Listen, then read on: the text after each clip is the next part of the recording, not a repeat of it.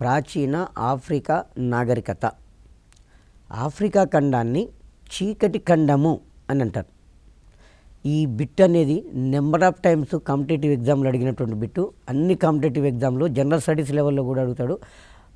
Africa ఖండాన్ని చీకటి ఖండము అని చెప్తారు. ఈ ఆఫ్రికా ఖండంలోకి మొట్టమొదటిసారిగా వచ్చిన వారు పోర్చుగీస్ వారు మొట్టమొదట ఈ ఖండంలోకి ప్రవేశించి ఈ ఆఫ్రికా ఖండం యొక్క నాగరికత సంస్కృతులను బయటి ప్రపంచానికి తెలియజేయడం అనేది జరిగింది. మరి పోర్చుగీస్ వారు ఆఫ్రికా ఖండానికి ఏ శతాబ్దంలో వచ్చారు? 15వ శతాబ్దంలో వచ్చారు. 15వ శతాబ్దంలో రావడం అనేది జరిగింది. 15వ శతాబ్దంలో ఐరోపా వారి రాక ఆఫ్రికా ఖండంలో ప్రారంభమైంది. ఐరోపా ఖండం వారు 19వ శతాబ్దంలో ఆఫ్రికా ఖండానికి వచ్చారు. ఇక్కడ అబ్జర్వ్ చేయండి. ఆఫ్రికా ఖండానికి మొట్టమొదట వచ్చిన వారు పోర్చుగీస్ వారు. ఆ తదంతరము ఇతర యూరప్ దేశస్తులు ఇక్కడికి రావడం అనేది జరిగింది. ఆఫ్రికా ఖండానికి పోర్చుగీస్ వారు ఎప్పుడు వచ్చారు? 15వ శతాబ్దంలో వచ్చారు. ఆఫ్రికా ఖండానికి ఐరోపా వారి రాక మాత్రము 19వ శతాబ్దం నుంచి ప్రారంభం కావడం అనేది జరిగింది. ఆ తర్వాత ఆఫ్రికా ఖండంలో ఇస్లాం మతము అనేది క్రీస్తు శకారంభం నుండి ప్రారంభమైంది. క్రైస్తవ మతము ఆఫ్రికా ఖండంలో క్రీస్తు శకారంభం నుంచే ప్రారంభం కావడం అనేది జరిగింది. తర్వాత ఇస్లాం మతము ఆఫ్రికా ఖండంలో క్రీస్తు శకము 8వ శతాబ్దం నుండి 16వ శతాబ్దం వరకు విస్తరించింది. ఎక్కడి వరకు? సుడాన్ ప్రాంతాల వరకు ఇది విస్తరించింది. ఆఫ్రికా ఖండంలో ప్రధానంగా 2 మతాలు విస్తరించినవి. ఒకటి క్రైస్తవ మతము, 2 ఇస్లాం మతము. క్రైస్తవ మతము క్రీస్తు శక ప్రారంభం నుండి విస్తరించింది. ఇస్లాం మతం అనేది క్రీస్తు శకం 8వ శతాబ్దం నుండి 16వ శతాబ్దం వరకు విస్తరించింది. సుడాన్ అనే ప్రాంతాల వరకు ఈ మతం అనేది విస్తరించింది. ఆఫ్రికా ఖండంలో ప్రజలు మాట్లాడే ప్రముఖమైన భాషలు 3 ఉన్నాయి. ఒకటి సుడానిక్, 2 బంటు, 3 సెమిటిక్ అనే భాషలు మాట్లాడతారు. సుడానిక్, బంటు, సెమిటిక్ అనే భాషలను ప్రాచీన ఆఫ్రికా ఖండంలో ప్రజలు మాట్లాడే ముఖ్యమైన భాషలు. తర్వాత మొట్టమొదటి మేధావి మానవుడు హోమోసేఫియన్ అంటాం. ఆధునిక మానవునికి సమీప పూర్వీకుడు హోమోసేఫియన్స్ అంటాం. ఆ ఆధునిక మానవుడు ఆఫ్రికా ఖండంలో జన్మించాడు. ఇక్కడ మనం ఒక 2 విషయాలు ప్రధానంగా గుర్తుపెట్టుకోవాలి. మానవ నాగరికత ప్రారంభమైంది ఆసియా ఖండంలో. మొట్టమొదటి మానవ నాగరికత మెసపటేమియా నాగరికత. మొదటి మేధావి మానవుడు పుట్టింది ఆఫ్రికా ఖండంలో. ఆఫ్రికా ఖండంలో. కానీ ఆఫ్రికా ఖండాన్ని ఏమంటాము? చీకటి ఖండము అని చెప్తాం. ఎందుకు అంటే దాదాపు ఇది 18వ శతాబ్దం వరకు యూరప్ దేశస్తులకు సరిగ్గా ఈ ఖండం గురించి అవగాహన లేదు. కాబట్టి దీన్ని చీకటి ఖండము అని చెప్పి పిలుచుకోవడం అనేది జరిగింది. మనకు మొదటి మేధావి మానవుడు ఏ ఖండంలో ఉద్భవించాడు? ఆఫ్రికా ఖండంలో ఉద్భవించాడు. ఆధునిక మానవునికి సమీప పూర్వీకుడు హోమోసేఫియన్స్ అని చెప్పడం అనేది జరిగింది. మరి ఈ ఆఫ్రికా ఖండంలో ప్రముఖమైనటువంటి దేశము ఈజిప్టు దేశం. ఆఫ్రికా ఖండంలో ప్రముఖమైన దేశము ఈజిప్టు దేశము. ఇక్కడ ఈ ఈజిప్టు దేశంలో 10,000 సంవత్సరాల పూర్వము మేరో రాజధానిగా కుష్ సామ్రాజ్యం అనేది ఏర్పడింది. ఆఫ్రికా ఖండంలోని ఈజిప్టు దేశంలో 10,000 సంవత్సరాల పూర్వము మేరో నగరము రాజధానిగా కుష్ సామ్రాజ్యం అనేది ఏర్పడింది.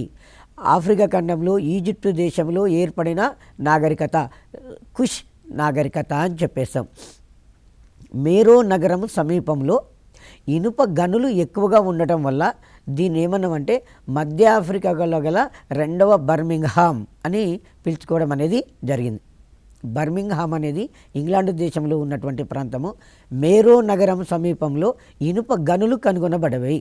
మేరో నగరం సమీపంలో ఇనుప గనులు అనేవి కనుగొనబడినవి, ఎక్కువగా కనుగొనబడ్డాయి. కాబట్టి దీన్ని మధ్య ఆఫ్రికాలో గల 2వ బర్మింగ్హోమ్ అని దీన్ని పిలవడం అనేది జరుగుతుంది. కుష్ ప్రజల యొక్క రాతను మీరియోటిక్ లిపి అని చెప్పేశారు.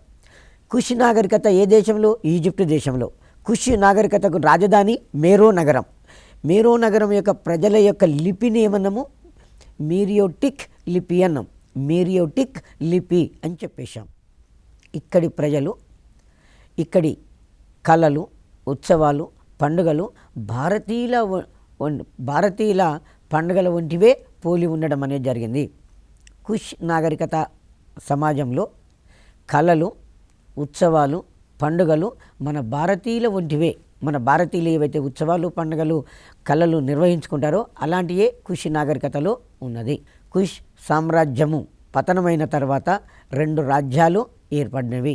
ఒకటి ఉత్తరాన నూబియా రాజ్యము, దక్షిణాన ఆక్సిమ్ రాజ్యాలు ఏర్పడ్డవి. కుష్ రాజ్యము పతనమైన తర్వాత ఈ కుష్ సామ్రాజ్యం ఉత్తరం వైపున ఒక రాజ్యం నూబియా రాజ్యము, దక్షిణ వైపున ఆక్సమ్ రాజ్యం అనే 2 నూతన రాజ్యాలు ఏర్పడ్డవి. నూబియా రాజ్యము, ఆక్సమ్ రాజ్యాలు ఏర్పడ్డవి. నూబియా, ఆక్సిమ్ రాజ్యాలు క్రీస్తు శకము 4వ శతాబ్దంలో క్రైస్తవ మతాన్ని స్వీకరించినవి. ఎందుకంటే క్రైస్తవ మతము ఆఫ్రికా ఖండంలో క్రీస్తు శక ప్రారంభం నుండే ఇది ప్రారంభం కావడం అనేది జరిగింది. నూబియా రాజ్యము, ఆక్సిమ్ రాజ్యాలు క్రీస్తు శకం 4వ శతాబ్దంలోనే క్రైస్తవ మతాన్ని స్వీకరించినవి. నూబియా రాజ్యము క్రీస్తు శకము 13వ శతాబ్దంలో ఇస్లాం మతాన్ని స్వీకరించింది. నూబియా రాజ్యము క్రీస్తు శకము 13వ శతాబ్దంలో ఇస్లాం మతాన్ని స్వీకరించింది. దీన్ని మనం మైండ్లో పెట్టుకోవాలి. కుష్ సామ్రాజ్యము పతనమైన తర్వాత 2 రాజ్యాలు ఏర్పడ్డవి. నూబియా రాజ్యము, ఆక్సిమ్ రాజ్యాలు అనే 2 రాజ్యాలు ఏర్పడ్డవి. 2 రాజ్యాలు ప్రారంభంలో క్రైస్తవ మతాన్ని స్వీకరించినవి. కానీ నూబియా రాజ్యం అనేది క్రీస్తు శకము 13వ శతాబ్దంలో ఇస్లాం మతాన్ని స్వీకరించడం అనేది జరిగింది. ఆక్సిమ్ రాజ్యం నందు అదీనా ఓడరేవు. ఇక్కడ నుండి భారతదేశము, గ్రీకు దేశాలతోటి వ్యాపారము జరిగేది. ఆక్సిమ్ రాజ్యం నందు ఓడరేవు అదీనా. స్కూల్ అసిస్టెంట్లకు చాలా ఇంపార్టెంట్ అండి.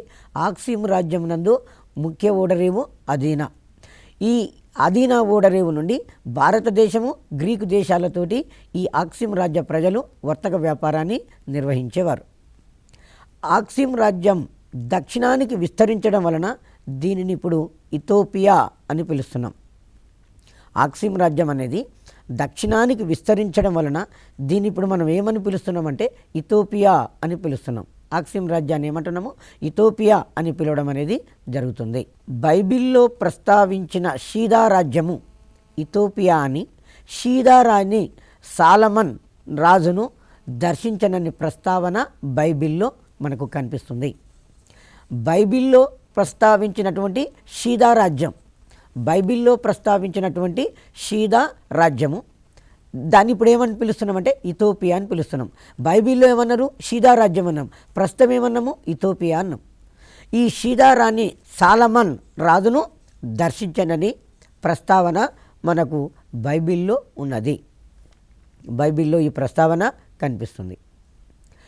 ఆక్సిమ్ వారి యొక్క కట్టడాలు కేవలము రాతి కట్టడాలు మాత్రమే. ఆక్సిమ్ వారి యొక్క కట్టడాలు కేవలము రాతి కట్టడాలుగా చెప్తాం. ఆక్సిమ్ సోమాలియా తీర ప్రాంతాలు సుగంధ ద్రవ్యాలకు ప్రసిద్ధి చెందినవి.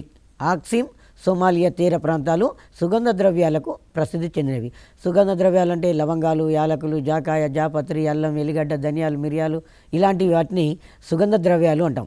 ఈ ఆక్సిమ్ సోమాలియా తీరాలు సుగంధ ద్రవ్యాలకు గొప్ప ప్రసిద్ధి చెందినవి.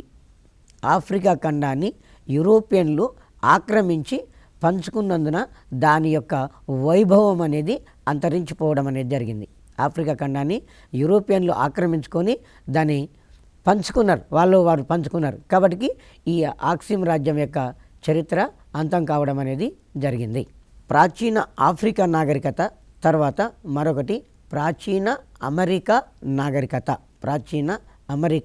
నాగరికత. పశ్చిమార్ధగోళమునందలి ఉత్తర దక్షిణ అమెరికాలను కలిపి అమెరికా ఖండము అంటాం. పశ్చిమార్ధగోళమునందలి ఉత్తర దక్షిణ అమెరికాలను కలిపి అమెరికా ఖండము అని మనం పిలవడం అనేది అమెరికా ఖండము అని పిలుస్తాము.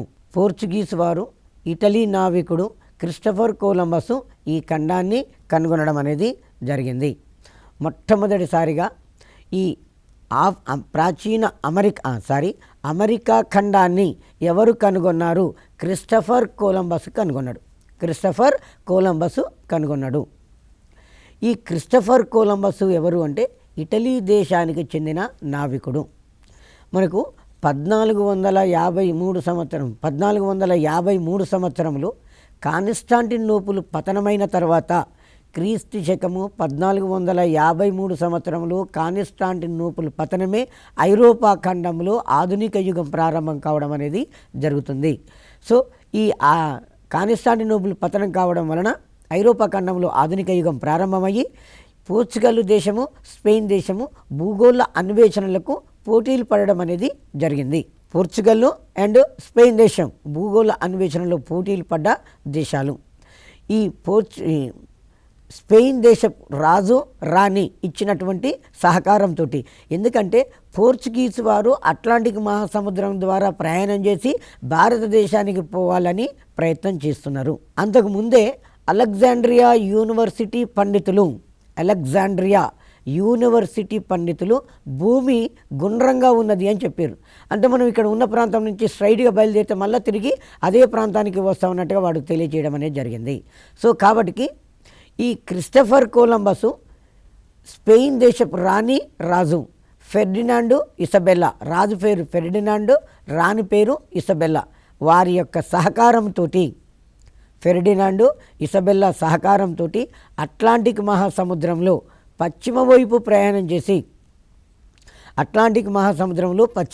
ప్రయాణం చేస్తే నేను భారతదేశానికి పోతాను అని తను భావించాడు. సో ఆ విధంగా అట్లాంటిక్ మహాసముద్రంలో పశ్చిమ వైపు ప్రయాణం చేసుకుంటూ వెళ్ళి ఈ ఉత్తర అమెరికాకు దక్షిణ అమెరికాకు మధ్యన ఉన్నటువంటి ఇండీస్ దీవులను చేరుకొని ఆయన నేను భారతదేశానికి పోయినా అని చెప్పి కొలంబస్ భావించాడు. ఎప్పుడు జరిగింది సంఘటన అంటే ఇది దాదాపు 1492 సంవత్సరంలో జరిగింది. 1492 సంవత్సరంలో ఈ సంఘటన జరిగింది.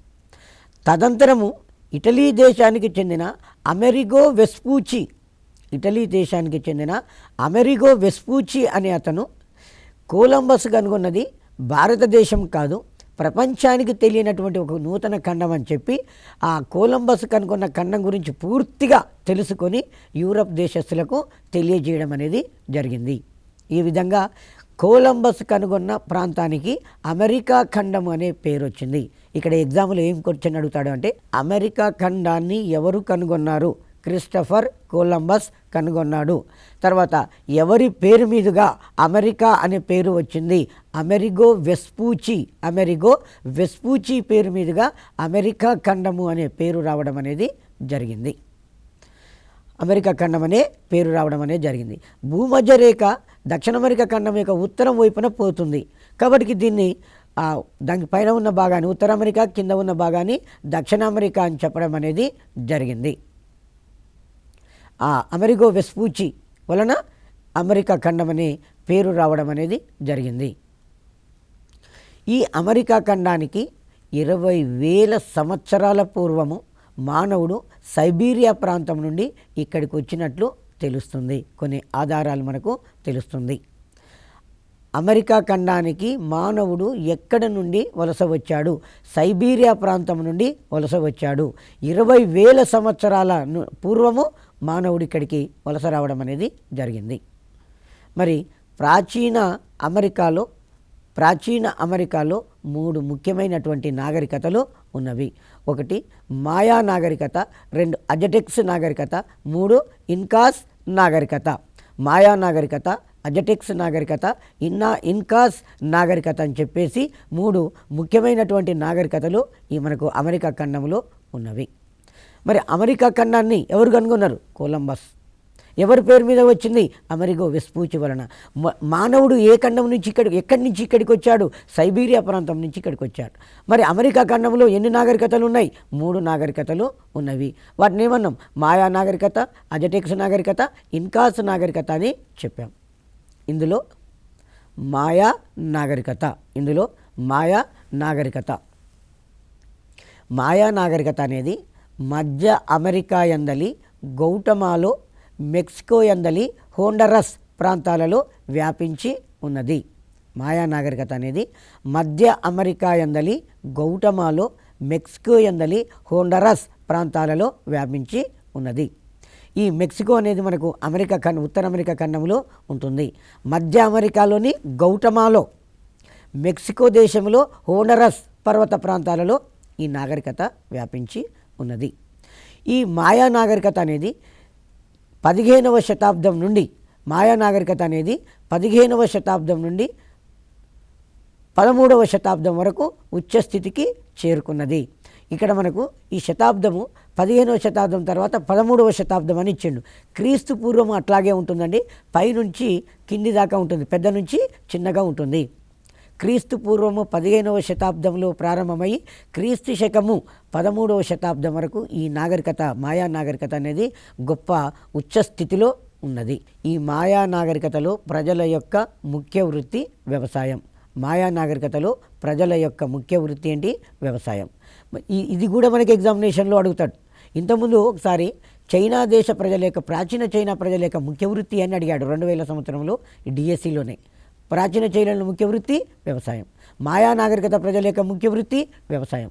ముఖ్య పంట చెప్పుకోవాలంటే మొక్కజొన్నలను ఎక్కువగా పండించేవారు. మాయా నాగరికత ప్రజలు మొక్కజొన్న పంటలను ఎక్కువగా పండించేవారు. కానీ వీరికి కుమ్మరి సారె గురించి తెలియదట. కుమ్మరి సారె అంటే కుమ్మరి చక్రము తెలియదు. మరి వీళ్ళు కుమ్మరి చక్రం తెలియనప్పుడు మరి పాత్రలను ఎలా తయారు చేసుకునేవారు అంటే తంతుల ఆకారంలో మట్టి పాత్రలను తయారు చేసుకునేవాళ్ళట. తంతుల ఆకారంలో మట్టి పాత్రలను తయారు చేసేవారు. మాయా నాగరికతలో కుసాన్ అనే ప్రాంతములో జరిపిన త్రవ్వకాలలో రాతితో కట్టిన ఒక పెద్ద భవనము బయటపడింది. కుసాన్ అనే ప్రాంతములో జరిపిన త్రవ్వకాలలో రాతితో కట్టిన ఒక పెద్ద భవనము బయటపడింది. మరి ఈ భవనం దేనికి ఉపయోగించుకున్నారు అంటే భవనాన్ని నక్షత్ర కేంద్రంగా ఉపయోగించుకున్నట్లుగా బయటపడడం అనేది జరిగింది.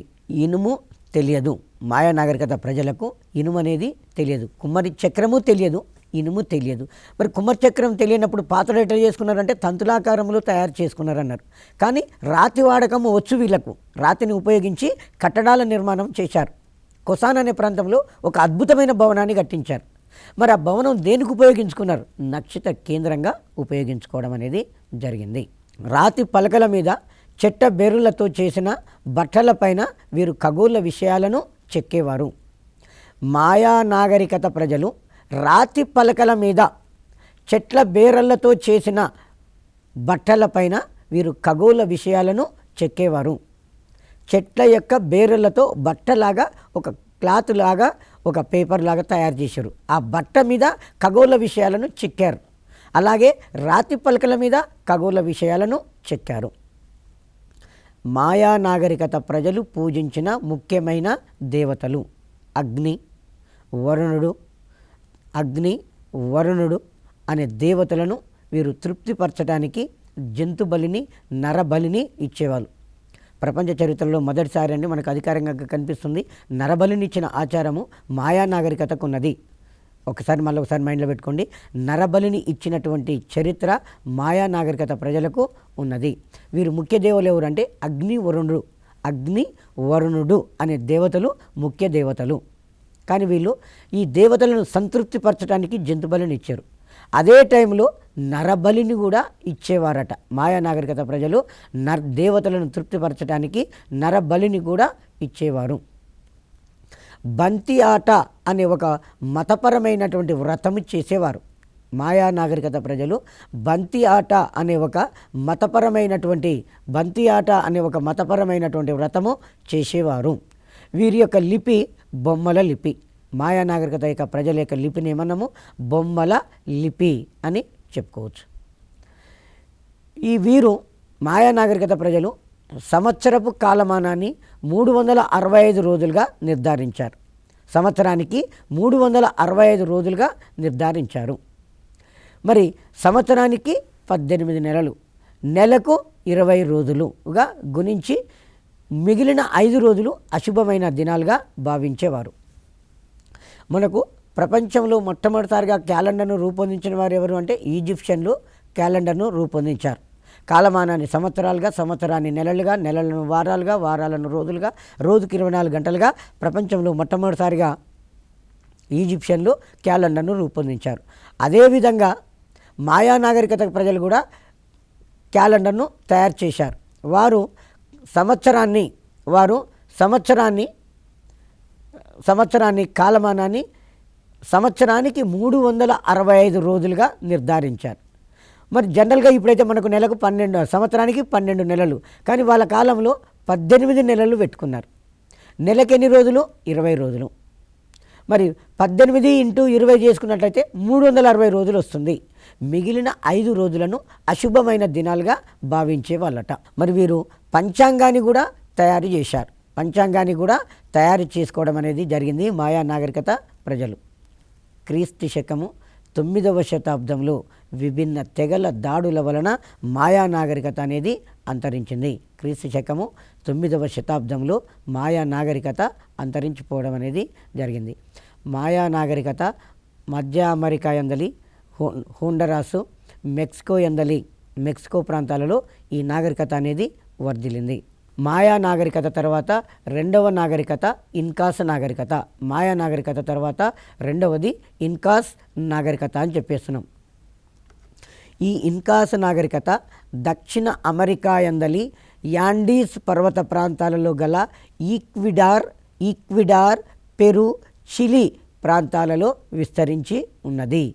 ఇన్కాస్ నాగరికత దక్షిణ అమెరికా యందలి యాండీస్ పర్వతాలలో, ప్రపంచంలో పొడవైన పర్వతాలు యాండీస్ పర్వతాలు, ప్రపంచంలో పొడవైన పర్వతాలు యాండీస్ పర్వతాలు.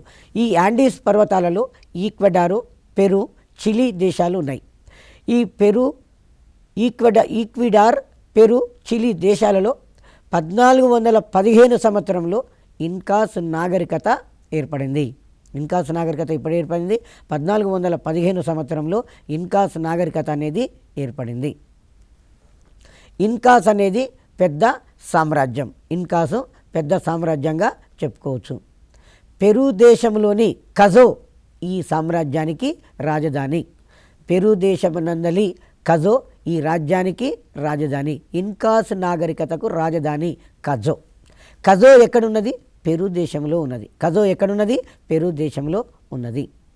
ఈ ఇన్కాస్ నాగరికత ప్రజలు భవన నిర్మాణానికి రాతిని మాత్రమే ఉపయోగించారు. ఇన్కాస్ నాగరికత ప్రజలు భవన నిర్మాణానికి రాతిని మాత్రమే ఉపయోగించడం అనేది జరిగింది. ఇక్కడి సామాన్య ప్రజలు ఇండ్లు మాత్రము మట్టితో చేసిన ఎండిన ఇటుకలతో కట్టుకునేవారు. ఇన్కాస్ నాగరికత ప్రజలు, సామాన్యమైన ప్రజలు ఎండిన ఇటుకలను తయారు చేసి దానితోటి తమ ఇండ్లను నిర్మించుకోవడం అనేది జరిగింది. ఆ తర్వాత నీటిపారుదల సౌకర్యాలను ఏర్పాట్లు చేయడంలో వీరికి గల ప్రతిభ చాలా ఎక్కువ. ప్రపంచంలో అన్ని రాజవంశాలు కూడా దాదాపుగా వ్యవసాయ అభివృద్ధి కొరకు నీటిపారుదల సౌకర్యాలను ఏర్పాటు చేశారు. కానీ ఈ ఇన్కాస్ నాగరికత ప్రజలకు మాత్రము నీటిపారుదల సౌకర్యాలను ఏర్పాటు చేసుకోవడంలో ఎక్కువ ప్రతిభావంతులుగా చెప్పుకోవడం అనేది జరిగింది. వీరికి ప్రతిభ అనేది చాలా ఎక్కువగా ఉన్నది. జొన్న, బంగాళదుంపలు, గెనుసుగడ్డలు ముఖ్యమైనటువంటి పంటలు. ఇన్కాస్ నాగరికత ప్రజలు పండించిన పంటలు జొన్న, బంగాళదుంపలు, గెనుసుగడ్డలు.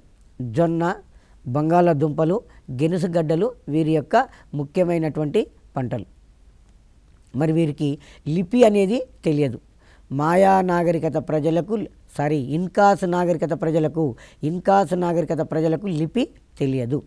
కృపు పద్ధతిలో అక్షరాలను మననం చేసుకునేవారట. కృపు పద్ధతిలో అక్షరాలను మననం చేసుకోవడం అనేది జరిగింది. వీరికి వైద్య విద్య, శస్త్రచికిత్సల గురించి కూడా తెలుసు. వైద్య విద్య మరియు శస్త్రచికిత్సలు అవి కూడా తెలుసు. కానీ లిపి లేదు. కానీ కృపు పద్ధతిలో అక్షరాలను మననము చేసుకునేవాళ్ళు. వైద్య విద్య శస్త్రచికిత్సలు కూడా తెలుసు. 1532 సంవత్సరంలో స్పెయిన్ వారు దండయాత్రలు చేయడం వలన ఈ రాజ్యం అనేది అంతరించింది. ఎవరు చేశారంటే స్పెయిన్ దేశానికి చెందిన ఫ్రాన్సిస్కో సిజ్జార్ అనే వ్యక్తి, ఫ్రాన్సిస్కో సిజ్జార్ నాయకత్వంలో 1532లో స్పెయిన్ వారు ఇన్కాస్ రాజ్య నాగరికత మీద దాడి చేసి ఆ నాగరికతను ఆక్రమించారు. ఈ విధంగా మనకు ఈ నాగరికత, ఇన్కాస్ నాగరికత మీద స్పెయిన్ దేశం వారి యొక్క ఆధిపత్యము పెరిగిపోయింది. మూడవ నాగరికత అజటెక్స్ నాగరికత. మూడవ నాగరికత ఏంటిది? అజటెక్స్ నాగరికత. అజటెక్స్ జాతి ప్రజలను టెన్కోస్ అని పిలుస్తారు. టెన్కోస్ ఇది గతంలో స్కూల్ అసిస్టెంట్లో అడిగాడండి. ఈ క్రింది జాతులలో ఏ జాతి ప్రజలను టెన్కోస్ అని పిలుస్తారు? అజటెక్స్ జాతి ప్రజలను టెన్కోస్ అని పిలుస్తారు. వీరు 14వ శతాబ్దంలో మెక్సికో రాష్ట్రమునందలి టెంకోచిట్లాస్, టాల్చిల్కో నగరాలను రాజధానిగా చేసుకొని పరిపాలించారు. అజటెక్స్ జాతి ప్రజలు క్రీస్తు శకము 14వ శతాబ్దంలో మెక్సికో రాష్ట్రమునందలి టెంకోచిట్లాస్, టాల్చిల్కో నగరాలను రాజధానిగా చేసుకొని పరిపాలించడం అనేది జరిగింది. టెంకోచిట్లాస్, టాల్చిల్కో అజటెక్స్ నాగరికతకు రాజధానులు. వీరికి రాజు, మతాచార్యుడు ఇద్దరు కూడా ఒకటే. రాజు అజటెక్స్ నాగరికత ప్రజలకు రాజు, మతాచార్యుడు ఇద్దరు కూడా ఒకడే ఉండేవాడు. భూస్వాములు, మతాధికారులు, యుద్ధ భటులతో కూడిన ఒక సభ రాజును పరిపాలకునిగా ఎన్నుకునేది. రాజు, మతాచార్యుడు ఒక్కడే అయి ఉండేవాడు. ఈ నాగరికతలో రాజు, మతాచార్యుడు ఒకడే అయి ఉండేవాడు. పైగా భూస్వాములు, మతాధికారులు, యుద్ధ భటులతో కూడిన ఒక సభ. భూస్వాములు, మతాధికారులు, యుద్ధ భటులు కలిసి ఒక సభగా ఏర్పడ్డారు. ఈ సభ ఏం చేసేది? పరిపాలించడానికి రాజును ఎన్నుకోవడం అనేది జరిగింది. వీరి రాజ్యంలో 38 రాష్ట్రాలు ఉండేవి. 38 రాష్ట్రాలు ఉన్నాయి. పంటలకు అధిపతి స్త్రీదేవత. అజటెక్స్ నాగరికత కాలంలో పంటలకు అధిపతి స్త్రీదేవత. సూర్యుడు ప్రధానమైనటువంటి దైవము. వీరి భాషనేమన్నారు అంటే సౌహట్ అని పిలవడం అనేది జరిగింది. చెట్టు బెరడుతో చేసిన కాగితముపై బొమ్మల లిపి రాసేవారు. మాయా నాగరికత ప్రజల యొక్క లిపి బొమ్మల లిపి. అజటెక్స్ జాతి ప్రజల యొక్క లిపి బొమ్మల లిపిగా చెప్పుకుంటాము.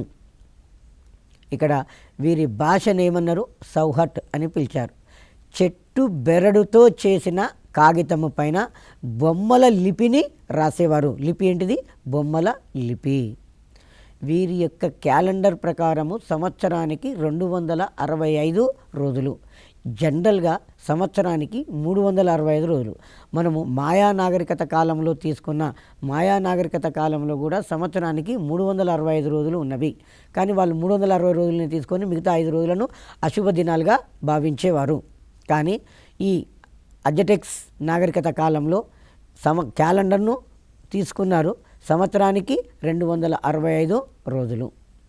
క్రీస్తు శకము 1519 సంవత్సరంలో స్పెయిన్ వారి యొక్క దండయాత్రల వలన ఈ సామ్రాజ్యము అంతరించింది. చివరికి 1521 నాటికి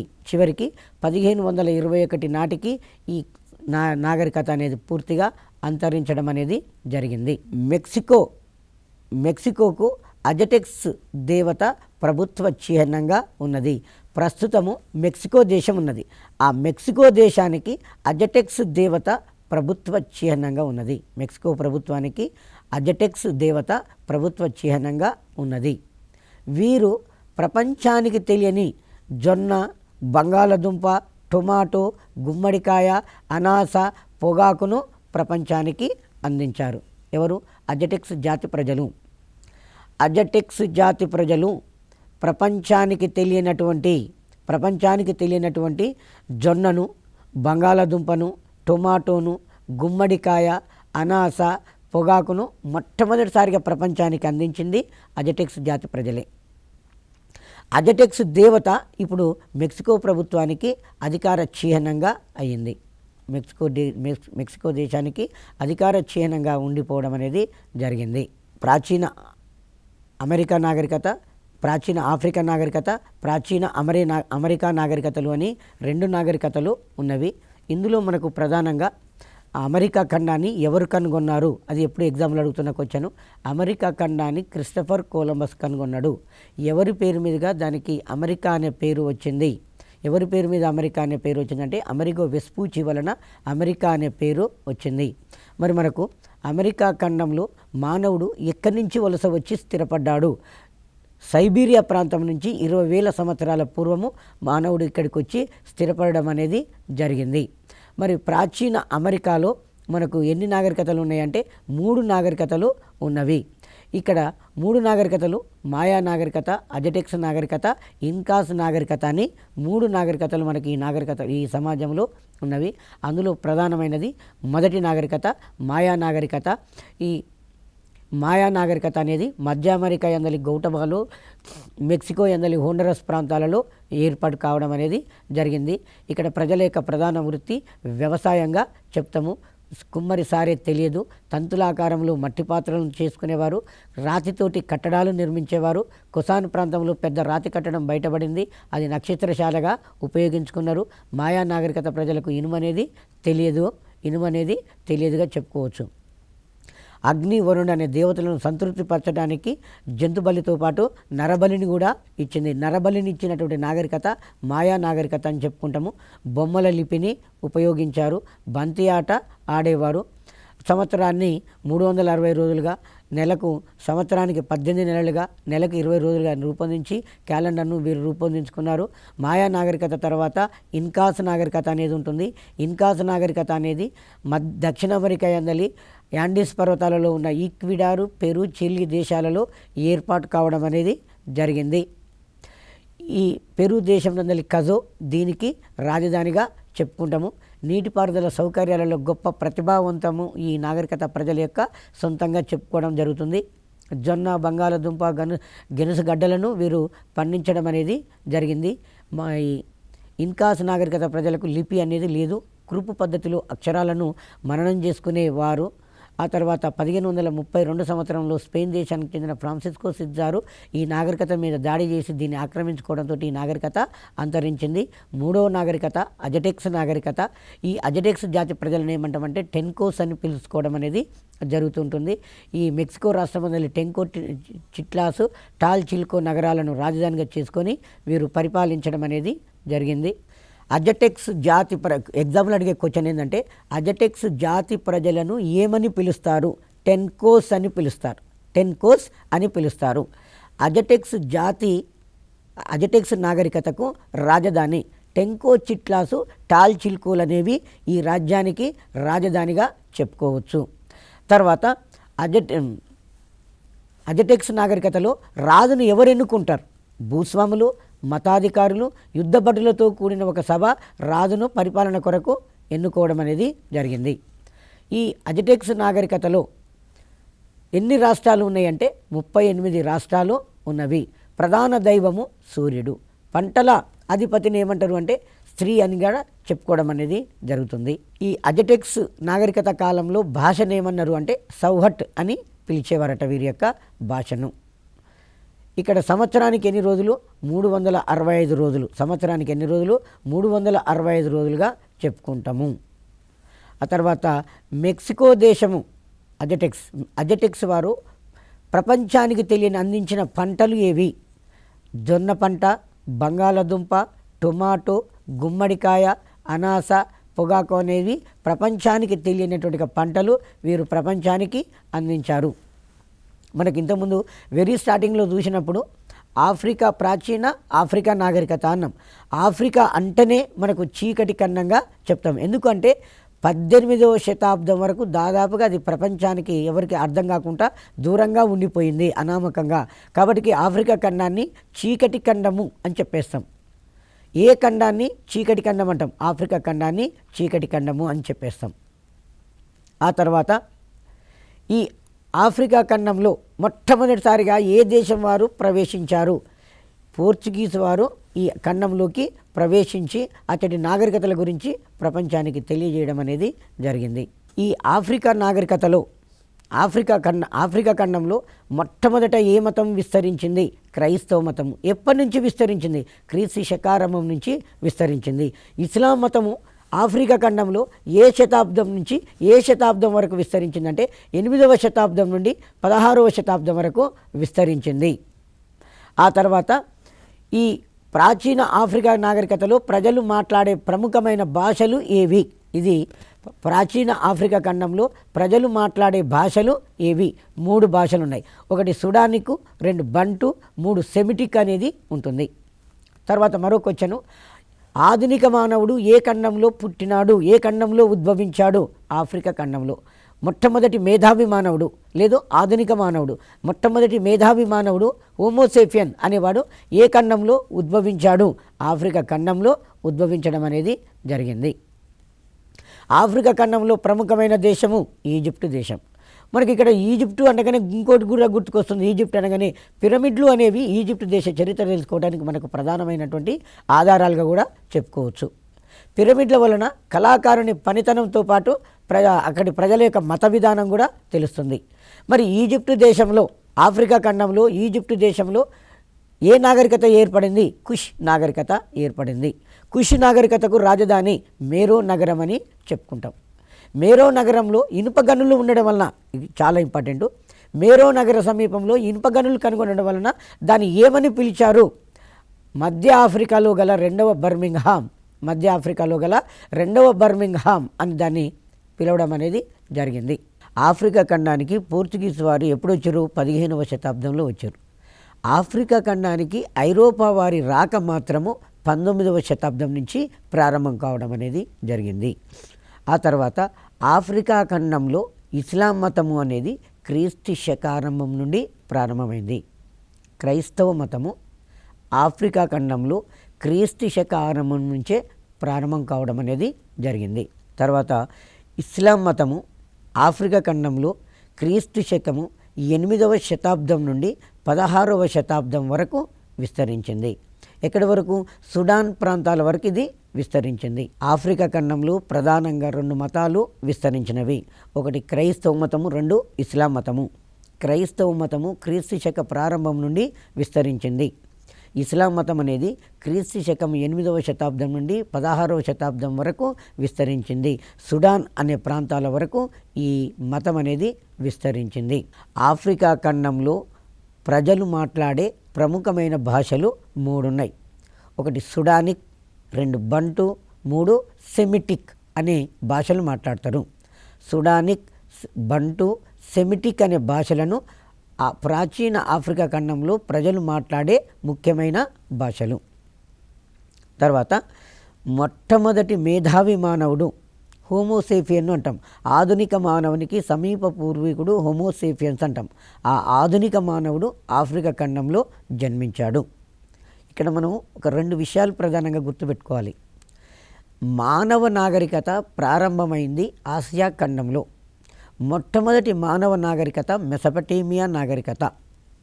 మొదటి మేధావి మానవుడు పుట్టింది ఆఫ్రికా ఖండంలో. ఆఫ్రికా ఖండంలో. కానీ ఆఫ్రికా ఖండాన్ని ఏమంటాము? చీకటి ఖండము అని చెప్తాం. ఎందుకు అంటే దాదాపు ఇది 18వ శతాబ్దం వరకు యూరప్ దేశస్తులకు సరిగ్గా ఈ ఖండం గురించి అవగాహన లేదు. కాబట్టి దీన్ని చీకటి ఖండము అని చెప్పి పిలుచుకోవడం అనేది జరిగింది.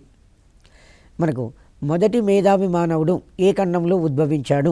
ఆఫ్రికా ఖండంలో ఉద్భవించాడు. ఆధునిక మానవునికి సమీప పూర్వీకుడు హోమోసేపియన్స్ అని చెప్పడం అనేది జరిగింది. మరి ఈ ఆఫ్రికా ఖండంలో ప్రముఖమైనటువంటి దేశము ఈజిప్టు దేశం. ఆఫ్రికా ఖండంలో ప్రముఖమైన దేశము ఈజిప్టు దేశము. ఇక్కడ ఈ ఈజిప్టు దేశంలో 10,000 సంవత్సరాల పూర్వము మేరో నగరము రాజధానిగా కుష్ సామ్రాజ్యం అనేది ఏర్పడింది. ఆఫ్రికా ఖండంలోని ఈజిప్టు దేశంలో 10,000 సంవత్సరాల పూర్వము మేరో నగరము రాజధానిగా కుష్ సామ్రాజ్యం అనేది ఏర్పడింది. ఆఫ్రికా ఖండంలో ఈజిప్టు దేశంలో ఏర్పడిన నాగరికత కుష్ నాగరికత అని చెప్పేస్తాం. మేరో నగరము సమీపంలో ఇనుప గనులు ఎక్కువగా ఉండటం వల్ల దీన్ని ఏమన్నామంటే మధ్య ఆఫ్రికాలో గల రెండవ బర్మింగ్హామ్ అని పిలుచుకోవడం అనేది జరిగింది. బర్మింగ్హామ్ అనేది ఇంగ్లాండ్ దేశంలో ఉన్నటువంటి ప్రాంతము. మేరో నగరం సమీపంలో ఇనుప గనులు కనుగొనబడవి. మేరో నగరం సమీపంలో ఇనుప గనులు అనేవి కనుగొనబడినవి, ఎక్కువగా కనుగొనబడ్డాయి. కాబట్టి దీన్ని మధ్య ఆఫ్రికాలో గల రెండవ బర్మింగ్ హోమ్ అని దీన్ని పిలవడం అనేది జరుగుతుంది. కుష్ ప్రజల యొక్క రాతను మీరియోటిక్ లిపి అని చెప్పేశారు. కుష్ నాగరికత ఏ దేశంలో? ఈజిప్ట్ దేశంలో. కుష్ నాగరికతకు రాజధాని మేరో నగరం. మేరో నగరం యొక్క ప్రజల యొక్క లిపిని ఏమన్నాము? మీరియోటిక్ లిపి అన్నాం. మీరియోటిక్ లిపి అని చెప్పేశాం. ఇక్కడి ప్రజలు, ఇక్కడి కళలు, ఉత్సవాలు, పండుగలు భారతీయుల పండుగల వంటివే పోలి ఉండడం అనేది జరిగింది. కుష్ నాగరికత సమాజంలో కళలు, ఉత్సవాలు, పండుగలు మన భారతీయుల వంటివే. మన భారతీయులు ఏవైతే ఉత్సవాలు, పండుగలు, కళలు నిర్వహించుకుంటారో అలాంటియే కుష్ నాగరికతలో ఉన్నది. కుష్ సామ్రాజ్యము పతనమైన తర్వాత 2 రాజ్యాలు ఏర్పడినవి. ఒకటి ఉత్తరాన నూబియా రాజ్యము, దక్షిణాన ఆక్సిమ్ రాజ్యాలు ఏర్పడ్డవి. కుష్ రాజ్యము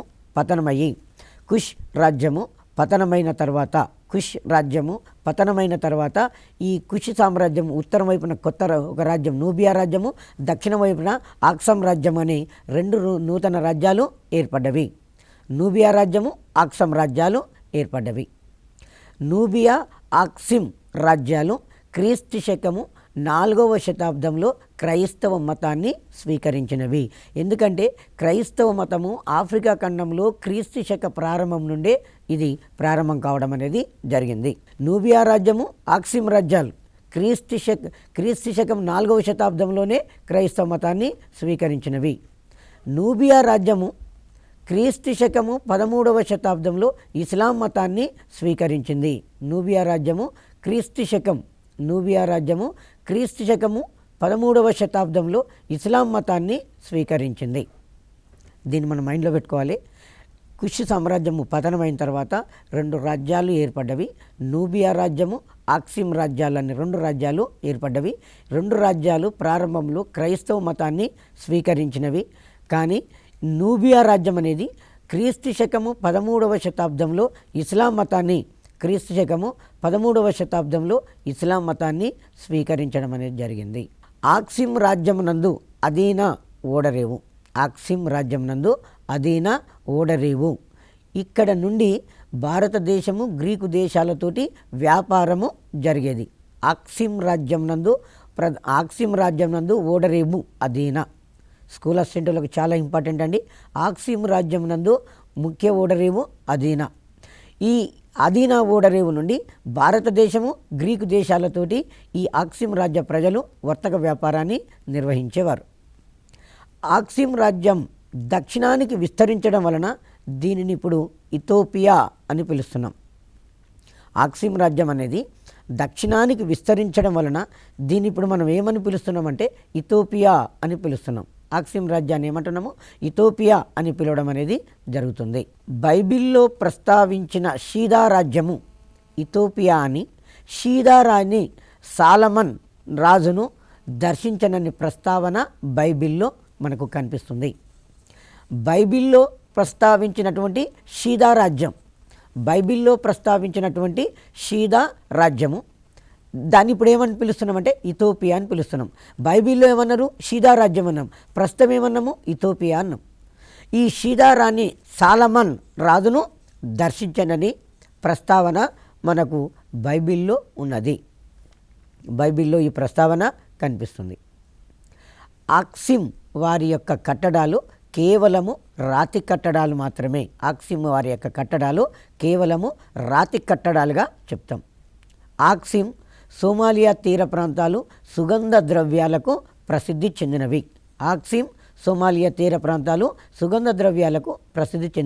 సుగంధ ద్రవ్యాలు అంటే లవంగాలు, యాలకులు, జాకాయ, జాపత్రి, అల్లం, ఎల్లిగడ్డ, ధనియాలు, మిరియాలు ఇలాంటి వాటిని సుగంధ ద్రవ్యాలు అంటాం.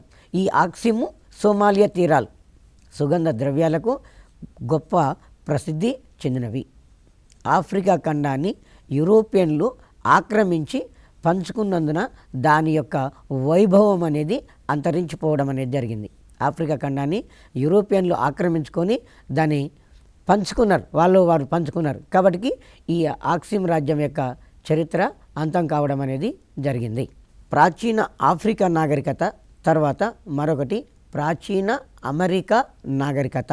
ప్రాచీన అమెరికా నాగరికత పశ్చిమార్ధగోళమునందలి ఉత్తర దక్షిణ అమెరికాలను కలిపి అమెరికా ఖండము అంటాం. పశ్చిమార్ధగోళమునందలి ఉత్తర దక్షిణ అమెరికాలను కలిపి అమెరికా ఖండము అని మనం పిలవడం అనేది అమెరికా ఖండము అని పిలుస్తాము. పోర్చుగీస్ వారు ఇటలీ నావికుడు క్రిస్టఫర్ కొలంబస్ ఈ ఖండాన్ని కనుగొనడం అనేది జరిగింది. మొట్టమొదటిసారిగా ఈ ప్రాచీన అమెరికా ఖండాన్ని ఎవరు కనుగొన్నారు? క్రిస్టఫర్ కొలంబస్ కనుగొన్నాడు. క్రిస్టఫర్ కొలంబస్ కనుగొన్నాడు. ఈ క్రిస్టఫర్ కొలంబస్ ఎవరు అంటే ఇటలీ దేశానికి చెందిన నావికుడు. మనకు 1453 సంవత్సరంలో కాన్స్టాంటినోపుల్ పతనమైన తర్వాత క్రీస్తు శకము 1453 సంవత్సరంలో కాన్స్టాంటినోపుల్ పతనమే ఐరోపా ఖండంలో ఆధునిక యుగం ప్రారంభం కావడం అనేది జరుగుతుంది. సో ఈ కాన్స్టాంటినోపుల్ పతనం కావడం వలన ఐరోపా ఖండంలో ఆధునిక యుగం ప్రారంభమయ్యి పోర్చుగల్ దేశము స్పెయిన్ దేశము భూగోళ అన్వేషణలకు పోటీలు పడడం అనేది జరిగింది. పోర్చుగల్ అండ్ స్పెయిన్ దేశం భూగోళ అన్వేషణలో పోటీలు పడ్డ దేశాలు. ఈ స్పెయిన్ దేశ రాజు రాణి ఇచ్చినటువంటి సహకారంతో, ఎందుకంటే పోర్చుగీస్ వారు అట్లాంటిక్ మహాసముద్రం ద్వారా ప్రయాణం చేసి భారతదేశానికి పోవాలని ప్రయత్నం చేస్తున్నారు. అంతకుముందే అలెగ్జాండ్రియా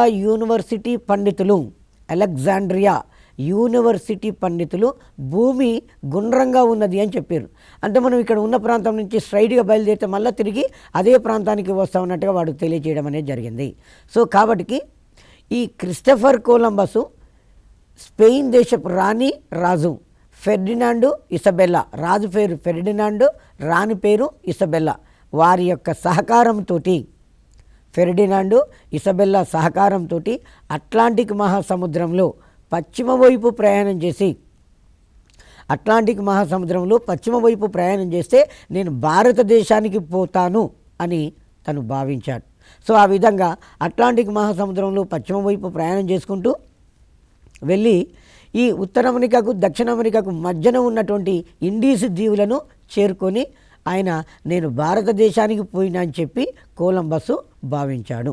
కుషి ప్రజల యొక్క లిపిని ఏమన్నారు? మీరియోటిక్ లిపి అని చెప్పుకోవడం అనేది జరిగింది. కుషి సామ్రాజ్యము పతనమై ఉత్తరం వైపున ఏర్పడిన రాజ్యము నూబియా, దక్షిణ వైపున ఏర్పడిన రాజ్యము ఆక్సిమ్ రాజ్యం అని చెప్పేస్తాం.